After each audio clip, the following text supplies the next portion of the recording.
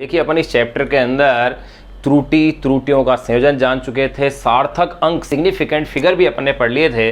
अब इस चैप्टर का लास्ट जो टॉपिक है वो है विमा और विमीय विश्लेषण, यानी कि डायमेंशन जो है उसका अपन यूज एप्लीकेशंस क्या है और डायमेंशन होती क्या है, ये अपन अब इसमें जानेंगे। लास्ट और महत्वपूर्ण जो टॉपिक है, तो अपन सबसे पहले अपन ये डाल लें कि भौतिक राशियों, देखो अपनी बुक के अंदर दो अलग अलग हेडिंग है, ये भौतिक राशियों की विमाएं और विमीय समीकरण। अपन इसको पूरे को एक साथ ही लिख रहे हैं। तो देखिए अपन इसमें डाल रहे हैं भौतिक राशियों की विमाएं। चलो ऐसे लिखते हैं, पहले भौतिक राशियों के अपन विमाएं निकाल लें, फिर अपन यो भी कह सकते हैं विमीय सूत्र और विमीय समीकरण, यानी उसे अपन कहते किसे हैं। तो इस तरह से अपन इनकी विमाएं, विमीय सूत्र, विमीय समीकरण एक साथ अपन परिभाषा के रूप में ले लेते हैं। तो देखिए जो टॉपिक अपन पढ़ने जा रहे हैं वो है भौतिक राशियों की विमाएं। भौतिक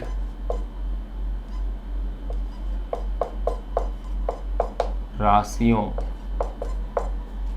की विमाएं, भौतिक राशियों की विमाएं।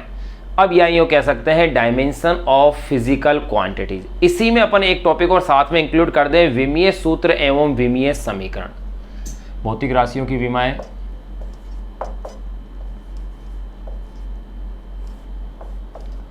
विमीय सूत्र एवं विमीय समीकरण। देखिए विमा अपन कहते किसे हैं, विमीय समीकरण अपन कहते किसे हैं। अब थोड़ा सा आप इसे समझने पे ध्यान दीजिएगा। आपने इसी चैप्टर के शुरू में अपन ने पढ़ा था कि भौतिक राशियां यानी मापन योग्य जो राशियां होती हैं उन्हें अपन भौतिक राशियां कहते हैं। सिंपल डेफिनेशन थी, मापन योग्य राशियां जिनका अपन मापन कर सकते हैं उन्हें भौतिक राशियां कहा था।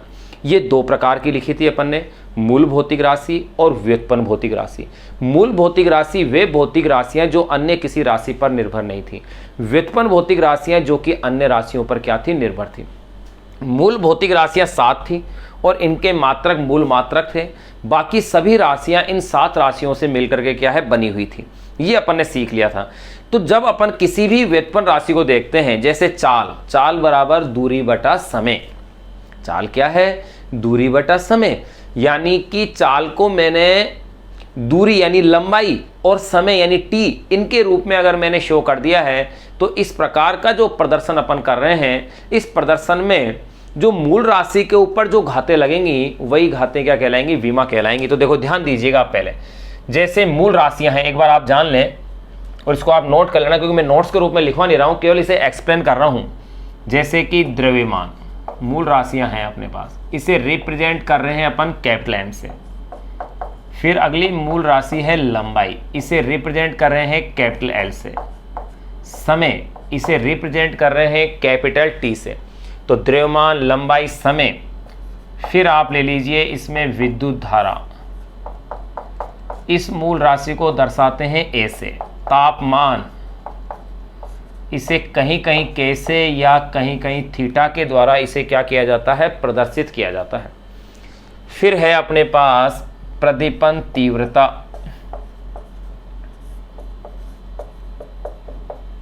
या इसे ही कहा गया था ज्योति तीव्रता, और इसे शो कर रहे हैं सीडी से, क्योंकि इसकी यूनिट क्या थी, कैंडेला। फिर ले रहे हैं अपन पदार्थ की मात्रा, और इसको लिया गया था मोल में। यहां अपने पास 7 मूल राशियां थी। अब आप देखो एक कॉन्सेप्ट से समझें, जैसे कि मुझे निकालना है चाल का सिंपल सा सूत्र होता है दूरी बटा समय, यानी इकाई समय में तय की गई जो दूरी है वही क्या है, चाल है। यानी चाल बराबर दूरी बटा समय है। तो देखो भाई, अगर दूरी को मैं किसके रूप में दर्शा सकता हूं, एल के रूप में। तो देखो यहाँ एल आ गया, कोई पावर नहीं है तो पावर 1 तो लिख सकते हो, नहीं लिखोगे तो भी गलत नहीं है। समय T1, अब इसको ऊपर लाएंगे तो ये L1 T-1। अगर इसे मैं ऐसा भी लिख सकता हूं LT-1, मतलब एक ही है। तो यहां आपने क्या देखा कि चाल जो एक व्युत्पन्न राशि थी, चाल जो कि एक व्युत्पन्न राशि थी, उसको मैंने एल और टी यानी मूल राशि के रूप में व्यक्त कर दिया। और मूल राशि के रूप में व्यक्त कर दिया, तो ये जो पावर आ गई है इनके ऊपर, यही क्या है, विमाएं हैं। तो क्या डेफिनेशन दे सकता हूं कि जब किसी व्युत्पन्न राशि को मूल राशि के रूप में दर्शाते हैं, जब किसी व्युत्पन्न राशि को मूल राशि के रूप में दर्शाते हैं, तो मूल राशि के ऊपर लगी ये जो घातें हैं, ये घातें ही क्या कहलाती हैं, विमा कहलाती हैं। और प्राप्त सूत्र विमीय सूत्र कहलाता है, और प्राप्त जो समीकरण है वो क्या कहलाता है, विमीय समीकरण कहलाता है। अगर ये चीज़ समझ में आ गई तो फिर अपन इसमें आगे और डिस्कस करते हैं। मैं एक बार पुनः रिपीट आपके लिए कर दूं कि जैसे चाल बराबर क्या लिया है मैंने, दूरी बटा समय। ये मैंने दूरी बटा समय, अगर ये दूरी बटा समय अपन ने लिया है तो दूरी को मैंने एल से लिया है, समय को क्या लिया है मैंने टी से। और यहाँ इस प्रकार मैंने क्या देखा कि व्युत्पन्न राशि को मैंने व्यक्त कर दिया है मूल राशि के रूप में। और यहाँ जो मूल राशि के ऊपर ये जो पावर्स आ गई हैं, ये जो घातें आ गई हैं, इन्हें अपन क्या कहते हैं, विमा कहते हैं। और जो प्राप्त समीकरण है वो कहलाता है विमीय समीकरण, और जो प्राप्त सूत्र है वो सूत्र कहलाता है विमीय सूत्र। तो अब देखिए अपन इनकी परिभाषा लिखें और फिर इसको फिर अपन आगे क्या करेंगे, डिस्कस करते हैं। देखो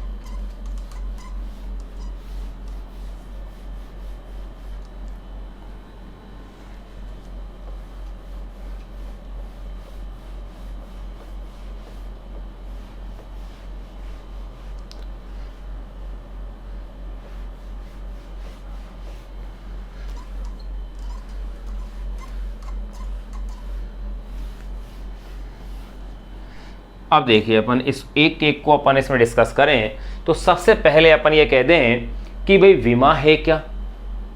तो विमा के लिए मैं क्या कह सकता हूं, सिंपल सी डेफिनेशन कह सकता हूं कि जब किसी भौतिक राशि, जब किसी व्युत्पन्न राशि को मूल राशि के रूप में दर्शाते हैं, तो मूल राशि के ऊपर लगी घातें क्या कहलाती हैं, विमा कहलाती हैं। तो देखो,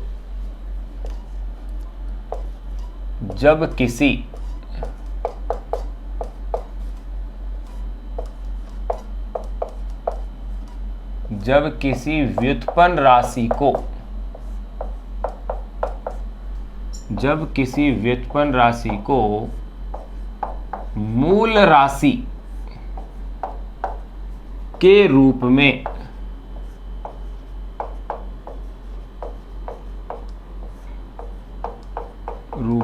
व्यक्त करते हैं, जब किसी व्युत्पन्न राशि को मूल राशि के रूप में व्यक्त करते हैं, तो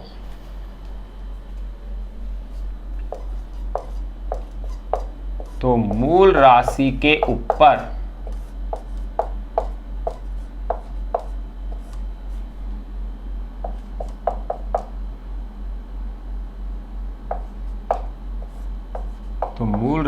ऊपर लगने वाली घातें विमा कहलाती हैं।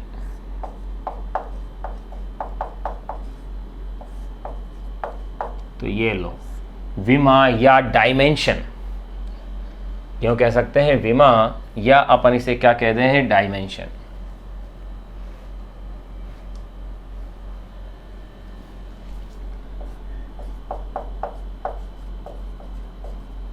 ये देखो, विमा या डायमेंशन, अभी भी मैंने परिभाषा बताई कि जब किसी व्युत्पन्न राशि को मूल राशि के रूप में दर्शाते हैं, तो मूल राशि के ऊपर जो घातें लगती हैं वही घातें क्या कहलाती हैं, विमा, यानी कि डायमेंशन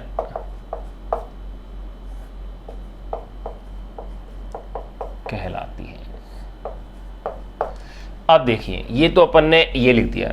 अपना टॉपिक क्या है, भौतिक राशियों की विमाएं, विमीय सूत्र एवं विमीय समीकरण। फिर अपन यहां पर विमीय सूत्र विमीय समीकरण है क्या, देखो, किसी व्युत्पन्न राशि का मूल राशियों के रूप में प्रदर्शन क्या कहलाता है, विमीय सूत्र। ये घात तो विमा है। अब विमीय सूत्र की परिभाषा भी अपने पास आ गई। देखो, किसी व्युत्पन्न राशि का, किसी व्युत्पन्न राशि का मूल राशियों, किसी व्युत्पन्न राशि का मूल राशियां कौन कौन सी हैं, एम, एल, टी, के या थीटा, ए। चलो 5 ही लिख देते हैं, वैसे 7 हैं। किसी व्युत्पन्न राशि का मूल राशियों के रूप में प्रदर्शन,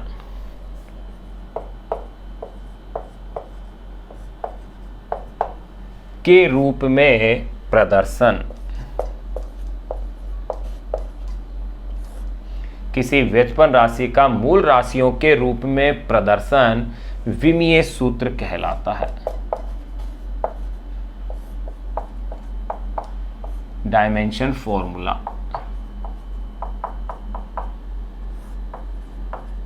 विमीय सूत्र कहलाता है, ये अपन लिख दिया। और किसी भौतिक राशि की विमाओं को प्रदर्शित करने वाले समीकरण को, उसको कहेंगे विमीय समीकरण। तो नेक्स्ट डेफिनेशन और दे सकते हैं, किसी भौतिक राशि की, किसी भौतिक राशि की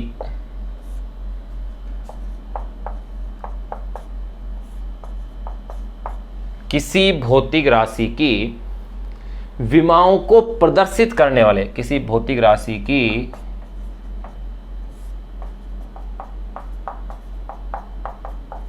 विमाओं को प्रदर्शित करने वाले, किसी भौतिक राशि की विमाओं को प्रदर्शित करने वाले समीकरण को,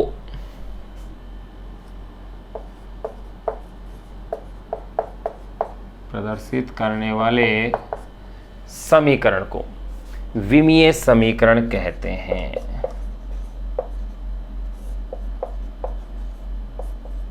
को विमीय समीकरण कहते हैं। ये लो कि विमा क्या है, विमीय समीकरण क्या है, विमीय सूत्र क्या है, ये अपन ने तीनों लिख दिए। तो देखो सबसे पहले विमा, जब किसी व्युत्पन्न राशि को मूल राशि के रूप में व्यक्त करते हैं तो मूल राशि के ऊपर लगने वाली घातें क्या कहलाती हैं, विमा कहलाती हैं। जैसे अभी थोड़ी देर पहले अपने एग्जाम्पल से देखा था और अब काफी सारे एग्जाम्पल और लिखेंगे। किसी व्युत्पन्न राशि का मूल राशियों एम, एल, टी, के या थीटा या ए, के का मतलब है या तो तापमान या फिर किस तापमान से, यानी तापमान को के या थीटा से अपन क्या करते हैं, रिप्रेजेंट करते हैं, यानी केल्विन इसका मात्रक है, ए यानी एम्पियर के लिए, के रूप में प्रदर्शन विमीय सूत्र कहलाता है। और किसी भौतिक राशि की विमाओं को प्रदर्शित करने वाले समीकरण को कहते हैं विमीय समीकरण। अब अपन जो इसमें टॉपिक अब जो जानेंगे वो ये जानेंगे कि भाई कुछ भौतिक राशियों की विमाएं निकाल के देखें अपने, ताकि अपना अभ्यास हो, ताकि वो चीज समझ में आए। उस भौतिक राशि के मात्रक को भी मैं साथ के साथ ही डिस्कस करूंगा, क्योंकि मात्रक को साथ के साथ डिस्कस करने से वो राशि अपने लिए और भी अच्छी क्या होगी, क्लियर हो जाएगी, ताकि पूरी तरह से वेल अपडेट अपने लिए टॉपिक तैयार हो जाए। तो देखो भौतिक राशियों की, कुछ व्युत्पन्न भौतिक राशियों की अपन विमाएं निकालेंगे।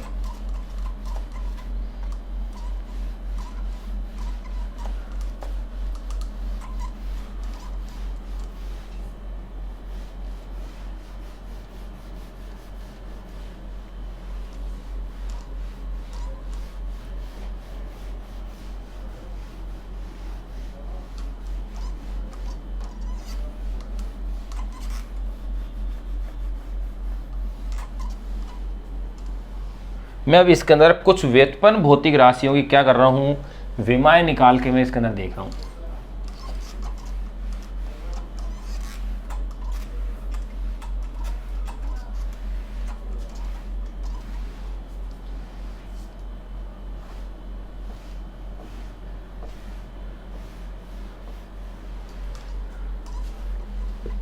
देखिए कुछ राशियों की विमाएं मैं निकाल के बता रहा हूं। इस आधार पर आप जितनी भी भौतिक राशियां आपके पास आती जाए, जैसे आप चैप्टर पढ़ते जाएंगे आगे फिजिक्स में, वैसे वैसे भौतिक राशियां और आती जाएंगी। उन भौतिक राशियों की विमाएं आप निकाल के अपना अभ्यास और करते रहें, ताकि सभी राशियों की विमाएं अपन निकाल सकें। यहाँ मैं उतनी राशियों को निकालूंगा जितनी 11वीं तक आपके काम आएंगे। कुछ 12वीं की राशियां हैं जैसे विद्युत और चुंबक वाली, उनको भी आप निकाल सकते हैं। अपनी बुक के लास्ट में उसको दिया हुआ है, तो आप उनका भी अभ्यास कर सकते हैं। बस आपको उनके फॉर्मूला पता होना चाहिए। यानी ये ऐसा टॉपिक है जो कि पूरी फिजिक्स के सारे फॉर्मूले इसके अंदर आ जाएंगे, सभी भौतिक राशियों के। देखो इनको अपन क्रम से जानेंगे।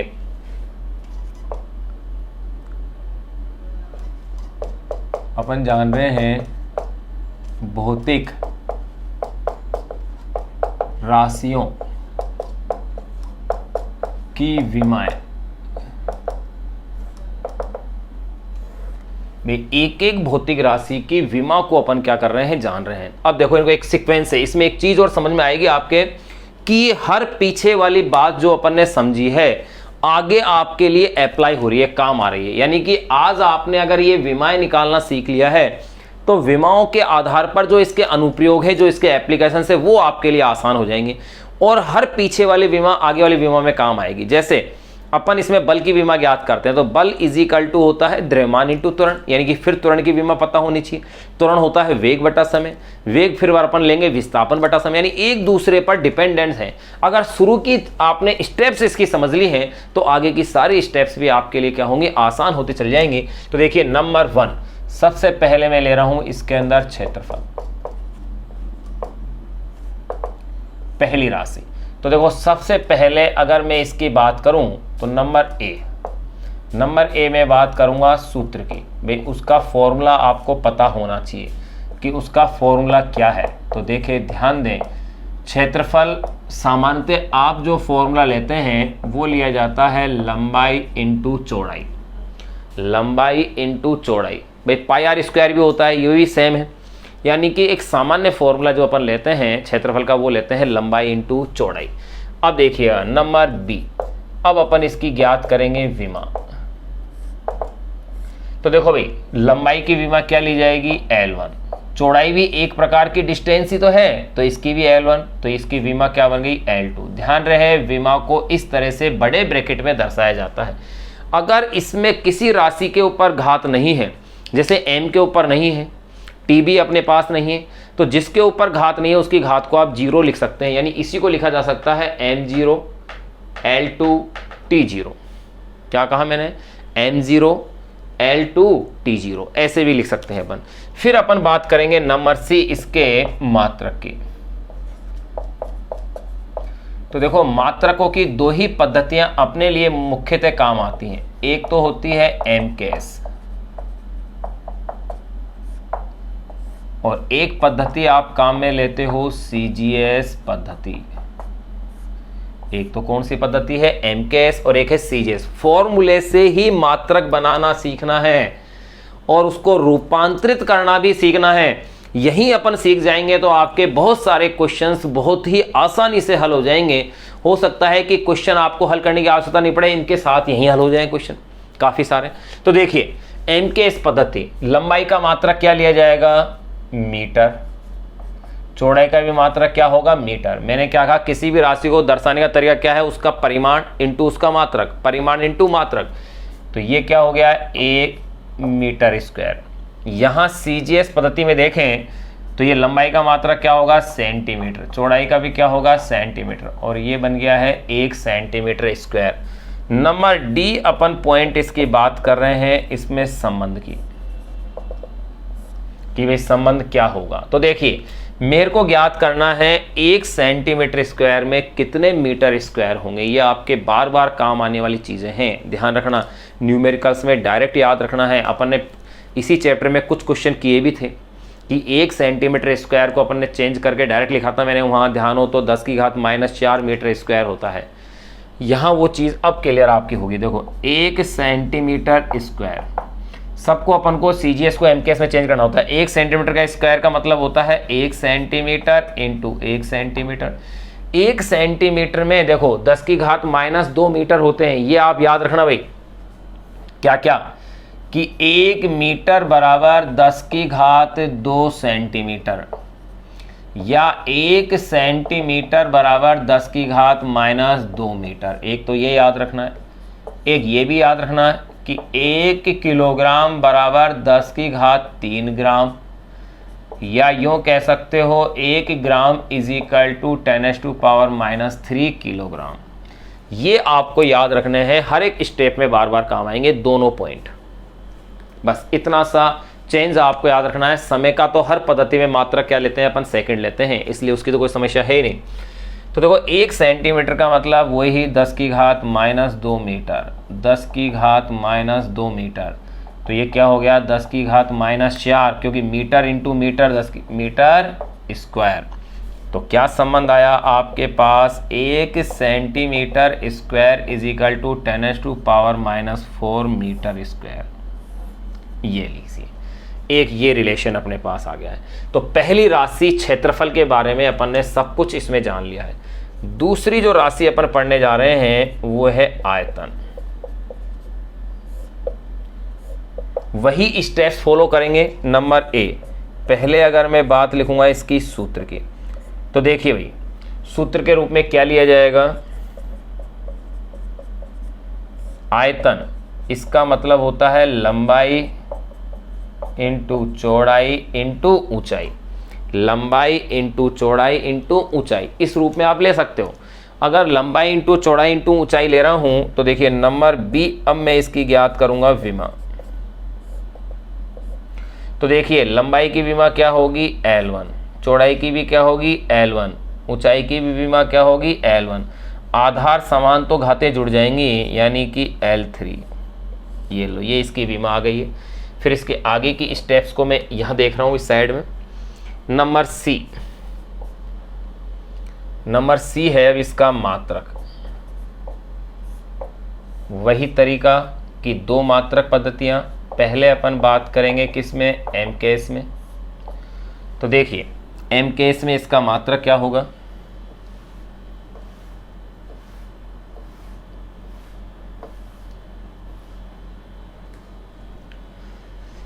एम केस में लंबाई का मात्रक क्या होगा मीटर, चौड़ाई का क्या होगा मीटर, ऊंचाई का भी क्या होगा मीटर। तो ये क्या हो गया है 1 मीटर क्यूब, क्योंकि metre into metre into metre. फिर बात कीजिएगा आप सीजीएस में, सीजीएस में सेंटीमीटर लंबाई का, ऊंचाई का भी क्या होगा सेंटीमीटर, चौड़ाई का भी क्या होगा सेंटीमीटर, यानी कि सेंटीमीटर क्यूब आ गया। अब यह इस मात्रक में नंबर डी पॉइंट में अपन लेंगे संबंध। तो देखिए 1 सेंटीमीटर क्यूब, 1 सेंटीमीटर क्यूब का मतलब मैंने क्या बताया अभी भी, ये रहा 1 centimetre into 1 centimetre into 1 centimetre. इसको आपको चेंज करना है मीटर के अंदर। तो 1 सेंटीमीटर में 10 की घात माइनस 2 मीटर, मैंने अभी भी बताया, यही लिख रहा था कि मीटर, सेंटीमीटर, ग्राम और किलोग्राम, ये आपको रिलेशन पते होने चाहिए। तो देखो 10 की घात माइनस 2 मीटर इंटू 10 की घात माइनस 2 मीटर, 10 की घात माइनस 2 मीटर। तो यानी कि आपके पास 1 centimetre cube is equal to 10 to power minus 2 minus 2 minus 2 10 to power minus 6 metre cube. ये लो 1 सेंटीमीटर क्यूब 10 की घात माइनस 6 मीटर क्यूब। देखो यहां पर भी आपने निकाल लिया था मान, संबंध ये निकाल लिया था कि 1 सेंटीमीटर क्यूब 10 की घात माइनस 4 मीटर क्यूब, या 1 मीटर, या सॉरी 1 सेंटीमीटर स्क्वायर बराबर 10 की घात माइनस 4 मीटर स्क्वायर, या 1 मीटर स्क्वायर बराबर 10 की घात 4 प्लस में हो जाएगा। इसको आप ऐसे भी लिख सकते हैं, आवश्यक नहीं है इसी फॉर्म में लिखें, आप इसे लिख सकते हैं 1 मीटर क्यूब बराबर 10 की घात 6 सेंटीमीटर क्यूब, पावर प्लस के रूप में भी लिखी जा सकती है। ये लो, ये इनमें क्या आ गया रिलेशन। तो देखिए आपने 2 राशियों के बारे में तो अपन ने इसमें जान लिया है, बाकी की और राशियों की और अपन चर्चाएं करेंगे जो क्रमशः है, ध्यान रहे एक से दूसरे पर डिपेंड है। अब नंबर 3 पर मैं इसमें पढ़ूंगा घनत्व। तो घनत्व का फॉर्मूला होता है द्रव्यमान बटे आयतन, तो इसके लिए मुझे आयतन की विमा डायरेक्ट याद रहनी चाहिए, तो ही आसान है, अन्यथा फिर मैं आयतन की विमा निकालने बैठूंगा तो लंबा प्रोसीजर हो जाएगा। ये थोड़ा सा अपन को क्या है ध्यान रखना है।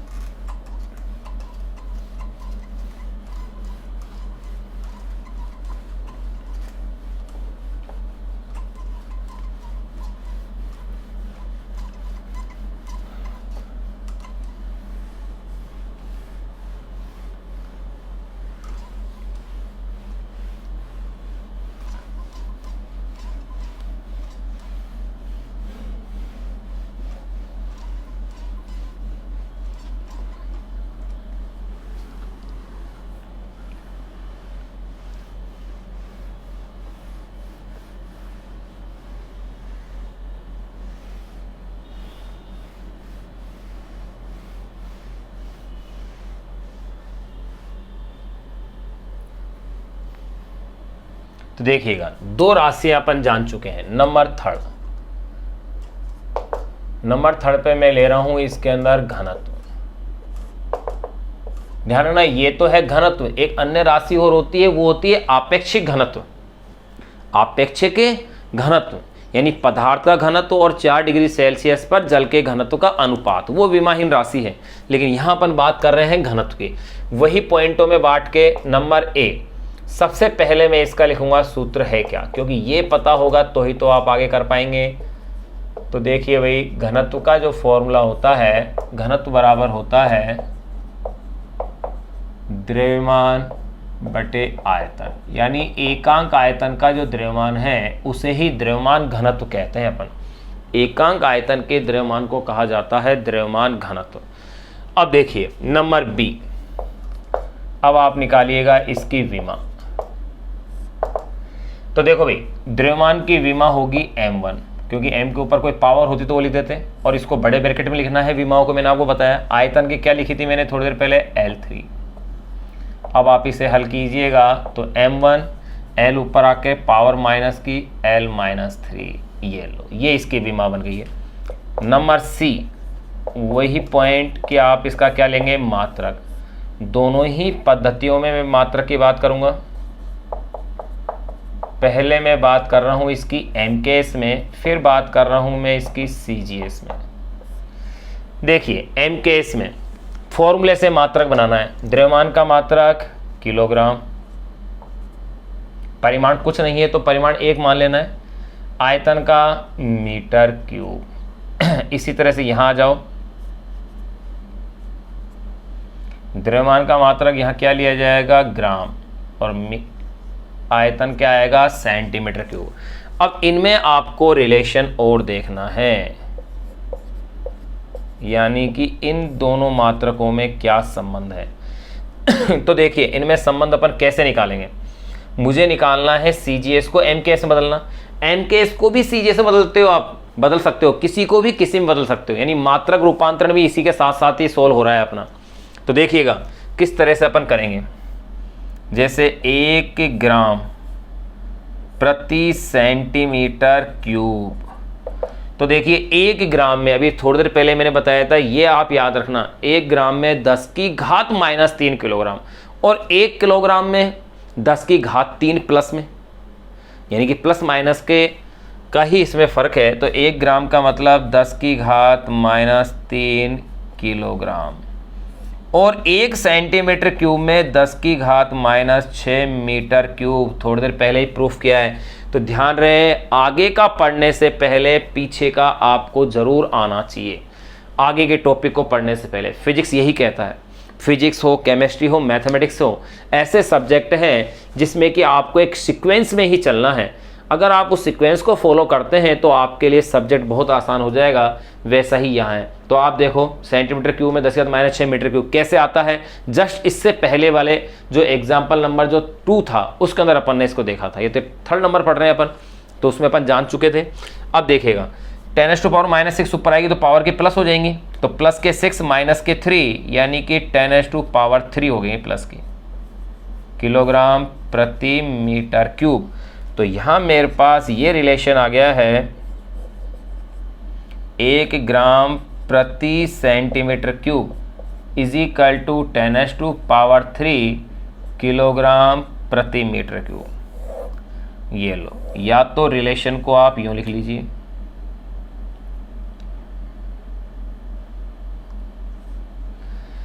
या इसको आप ऐसा भी कह सकते हैं 1 किलोग्राम प्रति मीटर क्यूब।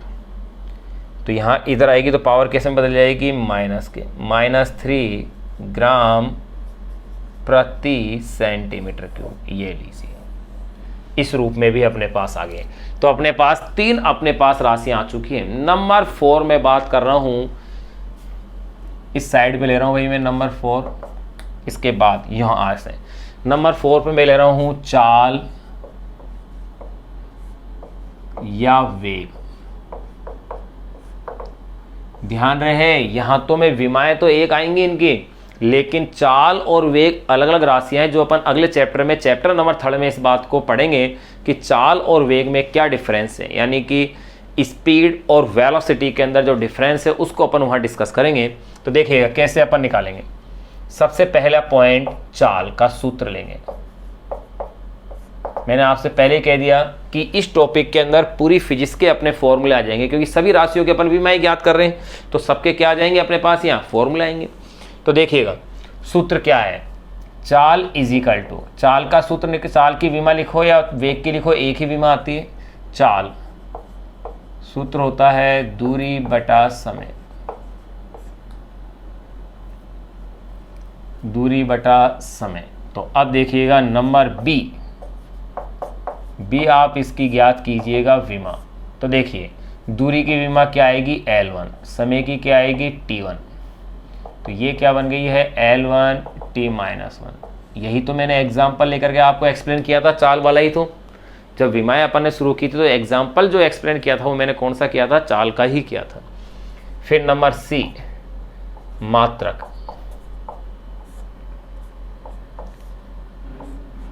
पहले तो आप ले लें इसके मात्रक को MKS में। तो देखो भाई MKS में दूरी का मात्रक क्या लिया जाएगा, दूरी को लिया जाएगा मीटर में,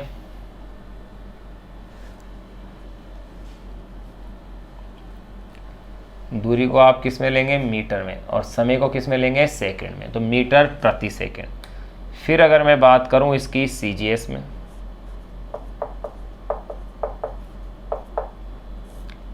तो देखो भाई CGS में मीटर दूरी को लिया जाएगा सेंटीमीटर में और समय को लिया जाएगा सेकंड में। फिर नंबर डी, इनमें निकालने हैं अपन संबंध। ये सारे के सारे संबंध आपको न्यूमेरिकल हल करने में आपको बहुत बड़े टूल का कार्य करेंगे, यानी आपके न्यूमेरिकल्स इनकी सहायता से बहुत ही आसानी से क्या होंगे, सोल्व होंगे। तो देखो संबंध क्या है, 1 सेंटीमीटर प्रति सेकेंड, 1 सेंटीमीटर का मतलब 10⁻² मीटर प्रति सेकेंड, अथवा इसे ही आप कह सकते हैं कि 1 मीटर प्रति सेकेंड 10⁻² सेंटीमीटर प्रति सेकेंड। किसी भी फॉर्मेट में आप इसे लिख सकते हैं, मैंने दोनों ही लिख दिए, CGS वाला भी MKS वाला भी। तो यहाँ अपने पास 4 ये कंप्लीट हो गए। आगे फिर और राशियों को अपन देखते हैं। चाल के बाद आता है जैसे त्वरण। तो त्वरण होता क्या है, वेग बटा समय, यानी चाल बटा समय। अर्थात आपको अगर चाल या वेग की विमा अच्छे से पता है तो त्वरण की विमा निकालना आसान है। फिर उसके बाद पढ़ते हैं अपन जैसे संवेग। संवेग होता क्या है, द्रव्यमान और वेग का गुणनफल, यानी कि वेग की विमा पता होना चाहिए। फिर अपन पढ़ेंगे बल। बल होता क्या है, द्रव्यमान और त्वरण का गुणनफल। अर्थात एक राशि दूसरी राशि पर निर्भर है। एक अगर आपको समझ में आ गया तो अगला स्टेप भी आपके समझ में आ जाएगा।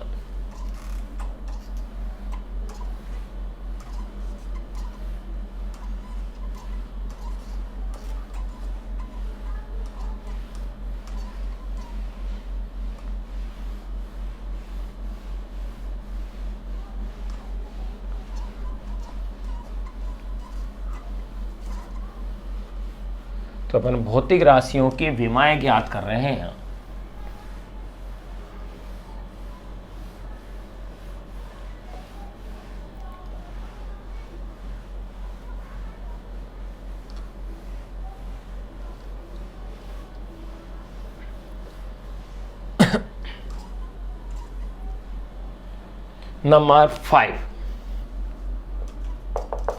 नंबर 5 पे मैं इसमें जो ले रहा हूं राशि वो है त्वरण,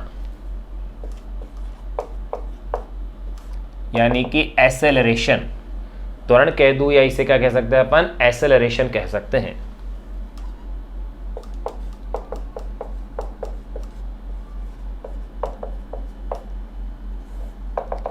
देखिए वही पॉइंट ए, सूत्र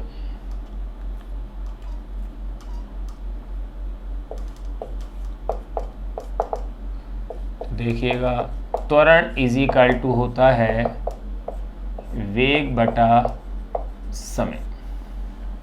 त्वरण इज इक्वल टू क्या है, वेग बटा समय। तो नंबर बी अब आपको ज्ञात करनी है इसमें इसकी विमा। देखिए भाई वेग की विमा थोड़ी देर पहले निकाली आपने L1 T-1 और समय की क्या है T1। तो ये L1 T-2 हो जाएगी, L1 T-2 हो जाएगी। नंबर सी, फिर अपन लेंगे इसके मात्रक। फॉर्मूले से ही मात्रक को पकड़ें आप। वेग का मात्रक था मीटर प्रति सेकेंड, अब उसमें बटे में समय और आ गया, यानी मीटर प्रति सेकंड, फिर उसके बटे में क्या आ गया, सेकंड, यानी मीटर प्रति सेकंड स्क्वायर हो गया इसका मात्रक। तो यहाँ ये जो मात्रक हो गया है एम के इसमें, वो हो गया है मीटर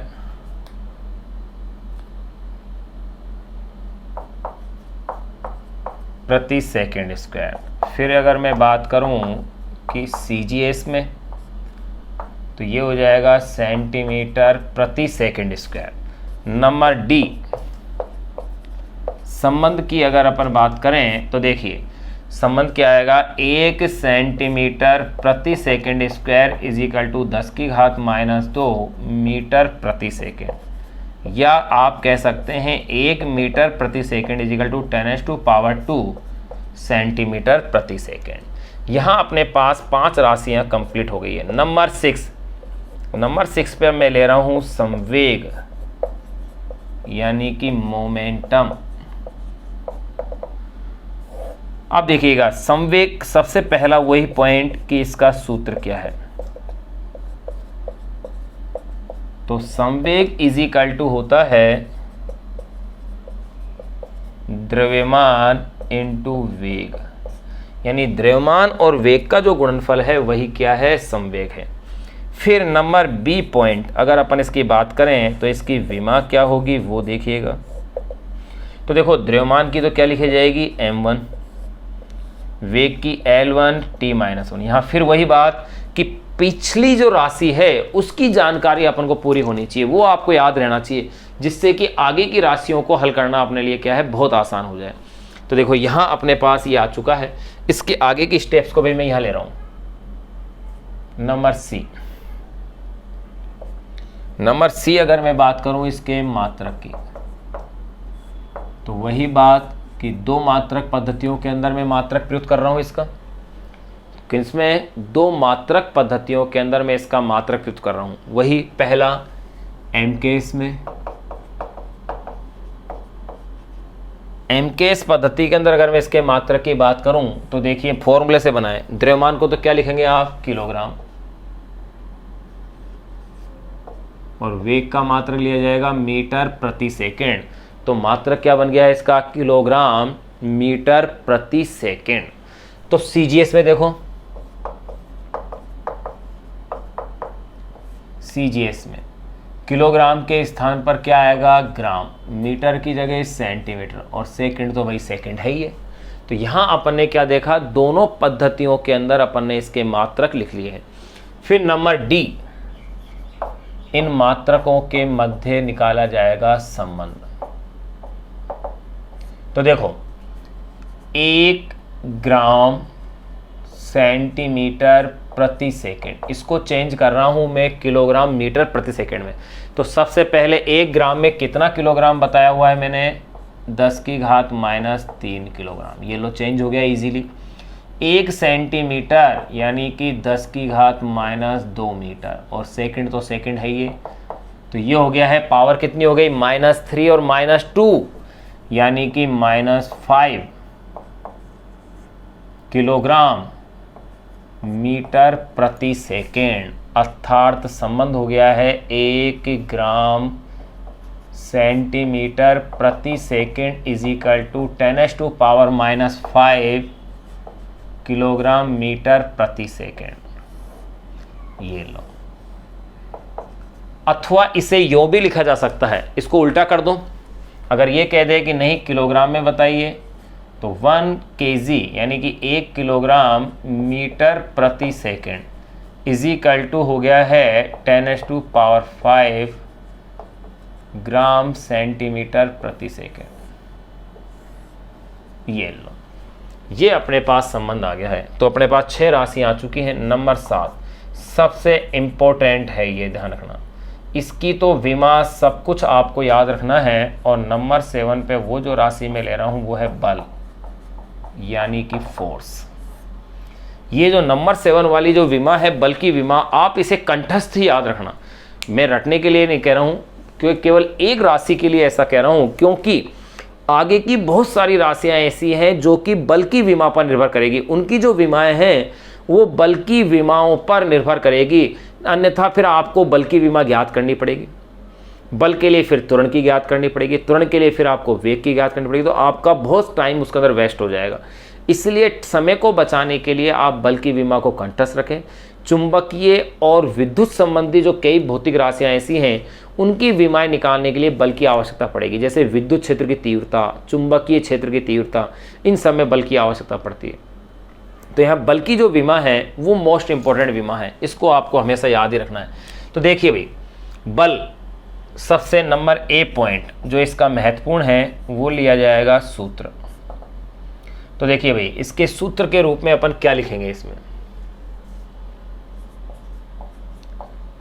बल इज इक्वल टू होता है द्रव्यमान इंटू त्वरण। ये बल का सूत्र है। बल इज इक्वल टू क्या है, द्रव्यमान इंटू त्वरण है। नंबर बी, फिर अपन बात करें इसकी विमा की, इसके मात्रक, इसकी विमा, इसका सब कुछ आपको याद ही रखना है। तो देखिए विमा, द्रव्यमान की विमा तो क्या ली जाएगी, m1, और त्वरण की फिर अब आपको पता होनी चाहिए L1 T-2, L1 T-2। ध्यान रहे, एक जगह गलती होते ही ये मान के चलें आप पूरा ही गलत हो जाएगा, इसलिए स्टेप्स का विशेष ही ध्यान रखना है। तो देखिए इसकी विमा अब क्या बन गई है, M1 L1 T-2। ये विमा आपको कंठस्थ रहनी ही चाहिए, M1 L1 T-2 जो बल की विमा है। नंबर सी, अब मैं बात कर रहा हूं इसके मात्रक की। एक तो मैं बात करूं एम केस में, तो देखिए एम केस पद्धति में इसका मात्रक क्या बनेगा, फॉर्मूले से ही मात्रक बना रहे हैं अपन, विमा से भी बना सकते हैं, नो डाउट विमा से भी मात्रक बन जाएगा, यानी सभी मात्रक MLT के रूप में बन जाएंगे।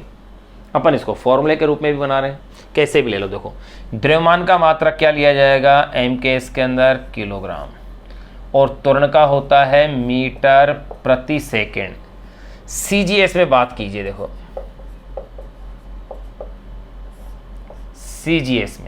CGS में किलोग्राम के स्थान पर आएगा ग्राम, मीटर के स्थान पर सेंटीमीटर, और ये प्रति सेकेंड। अब यहाँ एक अच्छी बात क्या है कि ये जो किलोग्राम मीटर प्रति सेकेंड स्क्वायर जो कि एक बड़ा मात्रक बन रहा है, इसे कहा जाता है वैज्ञानिक न्यूटन के सम्मान में न्यूटन, यानी 1 न्यूटन से मतलब हो गया 1 किलोग्राम मीटर प्रति सेकेंड, यानी 1 किलोग्राम मीटर प्रति सेकेंड को ही क्या कहा जाता है, 1 न्यूटन कहा जाता है। इसी तरह से 1 ग्राम सेंटीमीटर प्रति सेकेंड स्क्वायर, इसे कहा जाता है डाइन। तो देखो इस तरह से बल के 2 मात्रक अपने सामने नए आ गए हैं, न्यूटन के साथ साथ एक मात्रक और आ गया है डाइन, और इनके मध्य अब आपको क्या निकालना है, संबंध निकालना है नंबर डी, जो कि कई बार एग्जाम में पूछा जाता है कि 1 न्यूटन बल में कितने डाइन होते हैं, या 1 डाइन बल के अंदर कितने न्यूटन होते हैं। ये क्वेश्चन अब यहीं अपन इसे हल कर रहे हैं, यानी क्वेश्चन एज ए थ्योरी के रूप में ही हल हो गया। इसी तरह से एक क्वेश्चन और हल होगा कि 1 जूल के अंदर कितने अर्ग होते हैं, या 1 अर्ग में कितने जूल होते हैं। तो देखो नंबर डी अपन बात कर रहे हैं संबंध की। तो मैं निकालना चाहता हूं 1 डाइन के अंदर,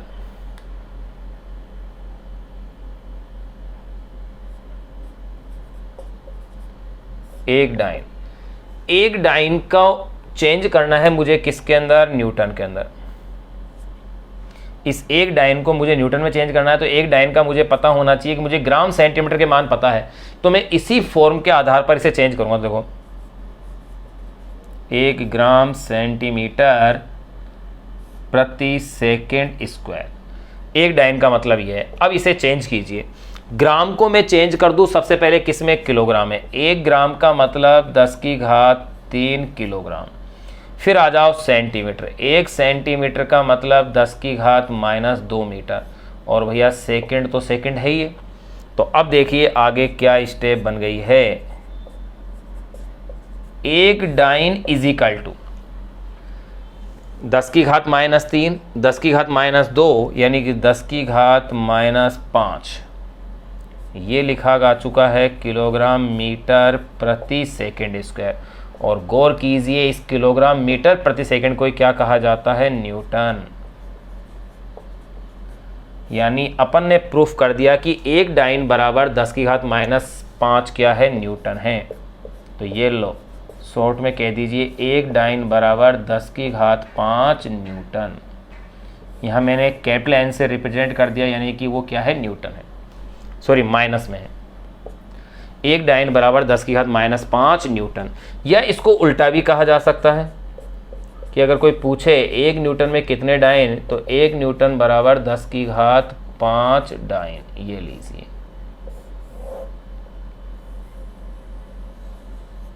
ये लीजिए एक न्यूटन बराबर 10 की घात 5 डाइन। यहाँ अपने 7 राशियों की विमाएं, उनके मात्रक और उनकी विशेष चर्चाएं अपन ने कर ली है।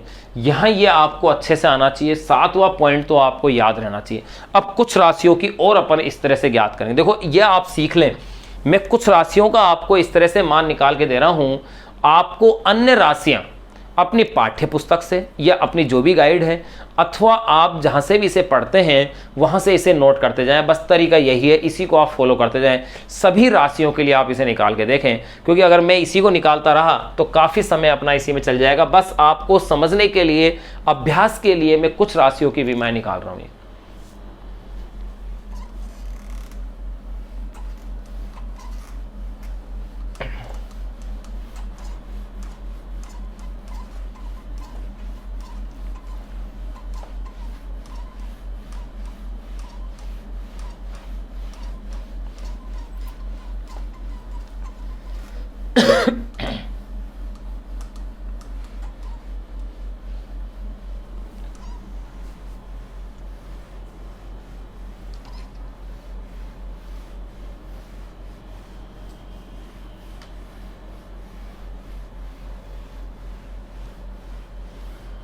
और मैंने आपको बता ही दिया कि बल की विमा आपको याद रहनी चाहिए। अभी आपको पता चल जाएगा कहाँ कहाँ कैसे कैसे बल की ही विमा काम में आएगी।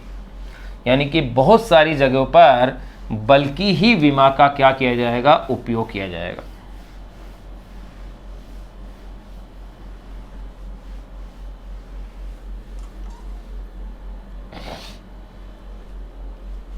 नंबर 7 तक अपन आ चुके हैं। नंबर 8 की अपन अब बात कर रहे हैं। नंबर 8 पे अपन जो इसके अंदर राशि ले रहे हैं वो अपन लेंगे कार्य, ऊर्जा। कार्य की विमा हो, ऊर्जा की हो या उष्मा की हो, तीनों की विमाएं समान होती है। तो देखिए कार्य या ऊर्जा या उष्मा,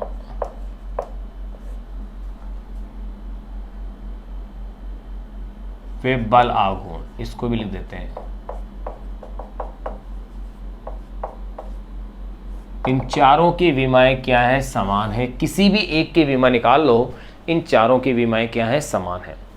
तो देखिए विमाएं समान कह रहा हूं भाई, राशियां तो अलग हैं, ये विमाएं समान है। बस वही नंबर ए पॉइंट जिसके अंदर अपन कह रहे हैं सूत्र। तो देखिए मैं सबसे पहले बात इसमें कर लूं, कार्य के सूत्र की बात कर लेता हूं। कार्य होता है बल इंटू विस्थापन, फोर्स इंटू डिस्प्लेसमेंट। तो आप खुद गौर कर लें कि बल की आवश्यकता पड़ेगी कि नहीं पड़ेगी। बिल्कुल बल की आवश्यकता पड़ रही है अपन को इसके अंदर। इसका मतलब बल की विमा तो आपको कंठस्थ रहनी ही चाहिए, यही मैं आपसे बार बार रिक्वेस्ट कर रहा हूँ। तो अब देखिए कार्य बराबर बल इंटू विस्थापन। नंबर बी, अब मैं बात करूँगा इसकी विमा की। तो विमा निकालने के लिए बल की विमा पता होनी चाहिए, m1 L1 T-2। अब ये भी निकालिए अपने। और विस्थापन एक प्रकार की डिस्टेंस है, तो ये हो गई है L1। तो ये विमा बन गई है m1 L2 T-2। ये अपने पास आ गई है किसकी विमा, कार्य की, ऊर्जा की या उष्मा की या बल आघूर्ण की। किसी की भी पूछी जाए यही विमा है। इन चारों राशियों की यही एक क्या है, विमा है। विमा कई राशियों के समान हो सकती है। भाई एक जैसा नाम कई व्यक्तियों के हो सकते हैं, लेकिन व्यक्ति एक जैसे हो जाए ऐसा संभव नहीं है। नाम एक जैसे हो सकते हैं। तो देखो यहां पर भी क्या है, विमाएं समान है इन राशियों की सबकी। नंबर सी, अब मैं इसकी बात करूंगा मात्रक की, कि इसका क्या क्या और कैसे कैसे मात्रक बन सकता है। इसके मात्रक भी इसका महत्वपूर्ण पद है जो कि कई बार एग्जामों में पूछा जाता है। तो देखिए, बल इंटू विस्थापन, पहले मैं फॉर्मूले से अगर मात्रक लिखना चाहूं तो देखिए मात्रक क्या बनेगा। पहले मैं बात करता हूं MKS में, फिर मैं बात करूंगा CGS में। MKS पद्धति के अंदर बल का मात्रक क्या लिया जाता है, न्यूटन, और दूरी का मात्रक क्या लिया जाता है, मीटर। तो ये क्या बन गया है मात्रक, न्यूटन इंटू मीटर। CGS में क्या बन जाएगा, बल का मात्रक तो हो जाएगा डाइन, और विस्थापन का मात्रक क्या बन जाएगा, सेंटीमीटर। अब यहां देखो, ये जो न्यूटन इंटू मीटर है इसी को कहा जाता है जूल, यानी कि ऊर्जा का या कार्य का MKS मात्रक या SI मात्रक क्या होता है, जूल, और इसको CGS में कहा जाता है अर्ग। तो देखिए, एक जूल का मतलब एक न्यूटन इंटू मीटर, एक अर्ग का मतलब एक डाइन इंटू सेंटीमीटर। अब आपको ये रिलेशंस फाइंड आउट करने हैं। देखिएगा, अब ये अगर रिलेशन अपन को निकालने हैं तो अपन ये रिलेशन कैसे निकालेंगे। पहले इसको वापस लिख दें।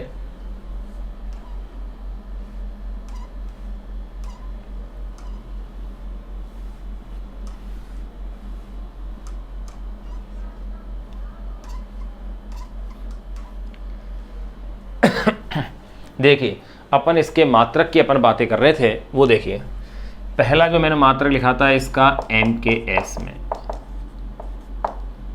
MKS के अंदर। तो देखो, बल का मात्रक में क्या लिखूंगा इसमें, न्यूटन, और विस्थापन का मात्रक में क्या लिखूंगा, मीटर, और इस न्यूटन इंटू मीटर को ही कहा जाता है जूल, यानी कार्य या ऊर्जा का जो मात्रक है MKS या SI पद्धति के अंदर वो क्या है, जूल है। फिर मैं बात करता हूं वही CGS के अंदर।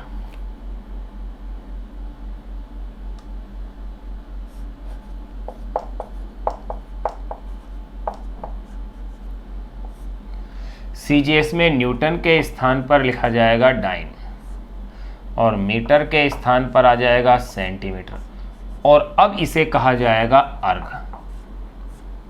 अब आपको इनमें संबंध देखना है, किस किस में, जूल में और अर्ग में। ये लीजिए नंबर D, संबंध। देखो भाई, संबंध कैसे देखेंगे अपन, कि अगर मुझे ज्ञात करना है अर्ग को जूल में चेंज करना है तो देखो, एक अर्ग का मतलब है एक डाइन इंटू एक सेंटीमीटर। अब आप इसे चेंज कीजिए, एक डाइन में, एक दो डाइन को आपको चेंज करना है किस में, न्यूटन में। अब ये अपन को पता होना चाहिए कि एक डाइन में कितना न्यूटन होता है। अपन इसे जस्ट पहले वाले जो पॉइंट था बल वाला वहां ज्ञात कर लिया था, वहां मैंने यही बात कही थी कि ये एक इंपॉर्टेंट पॉइंट है, ये आपको ध्यान रखना है। अगर ये आपके क्लियर है तो आगे के पॉइंट भी आपके लिए आसान हो जाएंगे। यही बात को अपन ध्यान रखते हुए देखो, इसी को अगर मैं कहता हूं तो एक डाइन में आए थे मेरे पास 10⁻⁵ न्यूटन, और एक सेंटीमीटर में आए थे 10⁻² मीटर।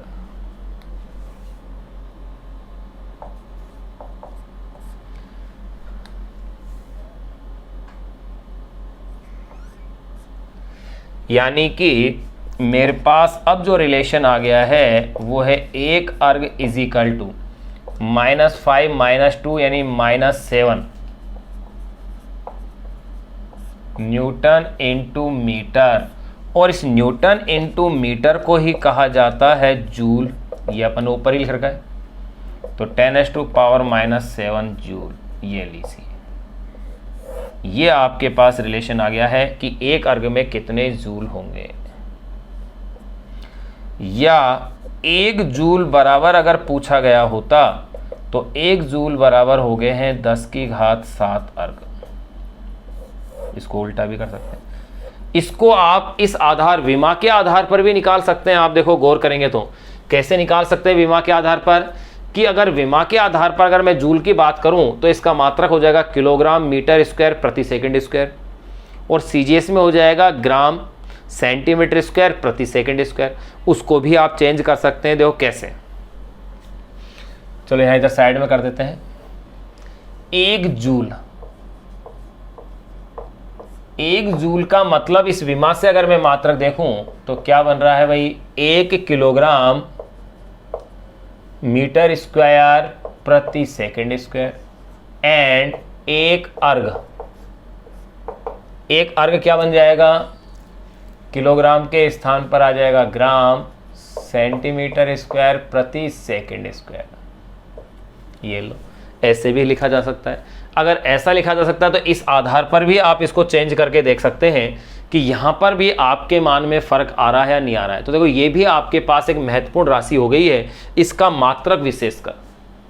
अब देखें, 1 अर्घ बराबर, 1 अर्घ का मतलब है 1 ग्राम सेंटीमीटर स्क्वायर प्रति सेकंड स्क्वायर। अब देखो भाई मैं इसे चेंज कर रहा हूं, 1 ग्राम का मतलब 10 की घात -3 किलोग्राम। 1 सेंटीमीटर स्क्वायर, भाई सबसे पहला जो अपन ने टॉपिक लिया था याद करो, 1 सेंटीमीटर स्क्वायर बराबर सिद्ध किया था 10 की घात -4 मीटर स्क्वायर।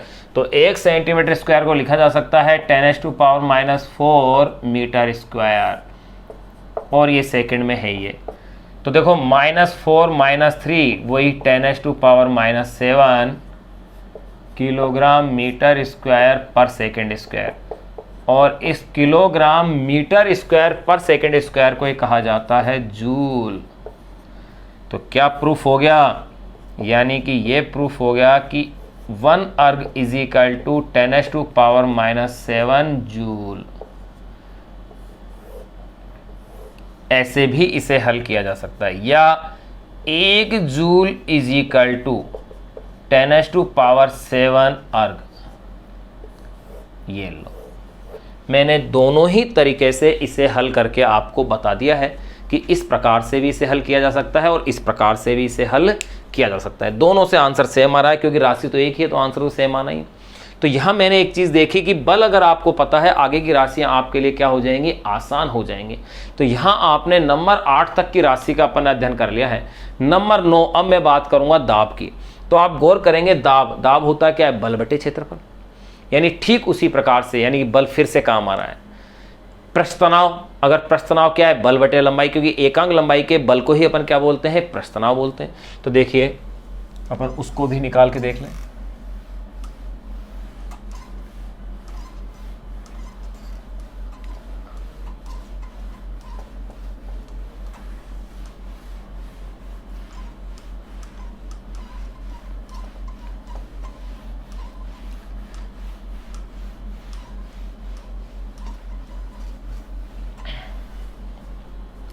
देखिएगा, नंबर 8 तक अपन कर चुके कंप्लीट। नंबर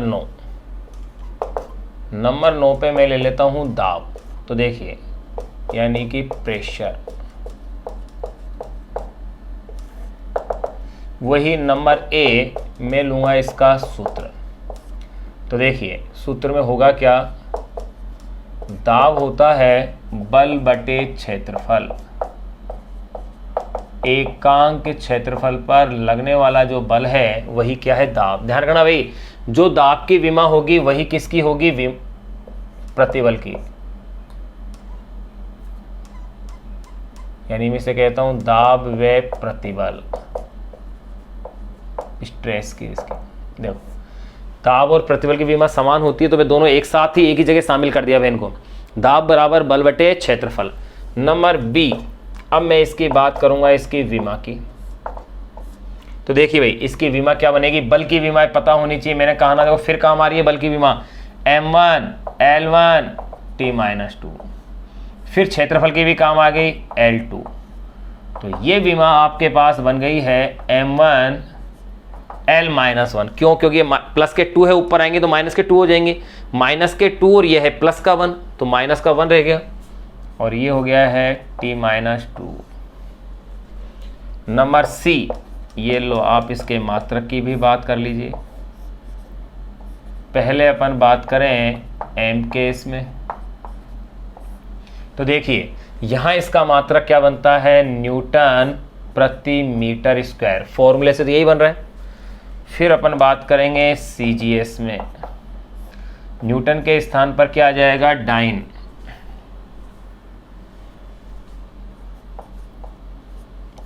डाइन प्रति सेंटीमीटर स्क्वायर। फिर नंबर डी आप देख लीजिए, इसमें संबंध कि भाई इस न्यूटन प्रति मीटर स्क्वायर और डाइन प्रति सेंटीमीटर स्क्वायर में क्या रिलेशन होगा। तो देखिएगा, डाइन पर सेंटीमीटर स्क्वायर, एक डाइन ये अपन निकाल चुके। देखो इसलिए मैंने कहा था कि हर पीछे वाली जो चीज़ अपन ने पढ़ी है या जो भी कुछ अपन ने पढ़ा है आगे के टॉपिक में, यानी हर पीछे का टॉपिक आगे के टॉपिक में अपने क्या हो रहा है, महत्वपूर्ण सिद्ध हो रहा है। उसका महत्व अपना पता चल रहा है कि वो कहाँ और किस तरह से यूज़ हो रहा है। तो यहाँ पर भी अपन को पता चल गया किस तरह से उसका यूजेज हो रहा है। तो एक डाइन प्रति सेंटीमीटर स्क्वायर, देखो एक डाइन का मतलब 10⁻⁵ न्यूटन था और 1 सेंटीमीटर स्क्वायर 10⁻⁴ मीटर स्क्वायर। तो आप इसे कह सकते हैं 10⁻⁻1 न्यूटन प्रति मीटर स्क्वायर, या इसे आप कह सकते हैं 1/10 न्यूटन प्रति मीटर। यानी कि सिंपली आप कह दें एक डाइन प्रति सेंटीमीटर स्क्वायर बराबर 1/10 न्यूटन प्रति मीटर स्क्वायर होता है। ये लो, ये अपने पास रिलेशन आ गया। इसी को आप अगर उल्टा कहना चाहें कि 1 न्यूटन प्रति मीटर स्क्वायर में कितने डाइन होंगे, तो ये 10 टाइम हो जाएगा, 10 डाइन पर सेंटीमीटर स्क्वायर। ये लो, यहाँ अपने पास ये कॉन्सेप्ट भी क्लियर हो गया, दाब वाला भी। तो यहाँ इस तरह से अपन ने 9 राशियाँ अपन ने जान ली हैं। इसके आगे की और राशियाँ जान करके फिर अपन कुछ राशियों को और जान के विमीय समीकरणों के अनुप्रयोगों की अपन क्या करेंगे, इसमें चर्चाएं करेंगे।